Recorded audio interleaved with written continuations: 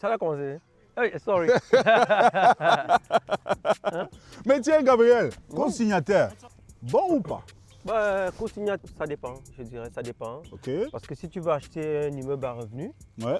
et tu n'es pas capable de l'acheter tout seul, ça prend quand même d'avoir un co-signataire, quelqu'un de confiance qui peut se mettre avec toi dans l'hypothèque pour pouvoir t'aider. Ok. Et souvent, ça va être des parents, des membres proches de la famille. Ok. C'est sûr que oui, ça peut aider. Il faut juste que le co-signataire se rende, il voit à court, à moyen, à long terme, s'il a l'intention de faire un achat pour que ça ne puisse pas le nuire. Parce que quand il se met avec toi, il est autant responsable que toi de l'hypothèque. Tout à fait. Oui. Donc c'est ce risque-là qu'il faut voir. Mais sinon, je pense que co-signataire, c'est quelque chose qui peut être intéressant. Et il faut prendre quelqu'un de confiance. Exact. Oui. Ben, je comprends que il faut quelque part s'arroger les services de professionnels en matière d'hypothèque. Oui, c'est sûr. C'est parce que tu peux prendre un co-signataire qui a un dossier qui n'est pas bon, il va plutôt avoir tendance à te nuire. Donc tu peux avoir un co-signataire qui a un bon dossier de crédit, là ça va passer, là ça va aider. Donc oui, c'est sûr que ça prend un courtier hypothécaire qui va pouvoir évaluer si le co-signataire en vaut la peine. Et c'est un co-signataire, comme j'ai dit, co-signataire de confiance. D'accord.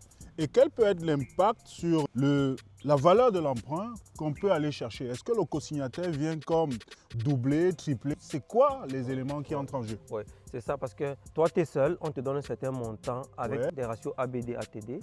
Et on va prendre une autre personne qu'on va rajouter avec un revenu supplémentaire. Donc ça va être comme deux revenus. C'est sûr que ça peut passer du simple au double, le montant que tu devais avoir.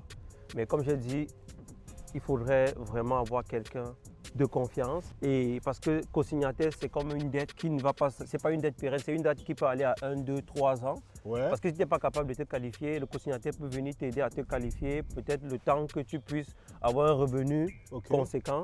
Et oui, là, tu peux sortir le co-signataire. Mais ça prend un courtier hypothécaire qui va pouvoir faire le bon montage de savoir si ça fonctionne ou pas. Ça marche. Tu veux acheter en 2026? Contacte-nous. Merci.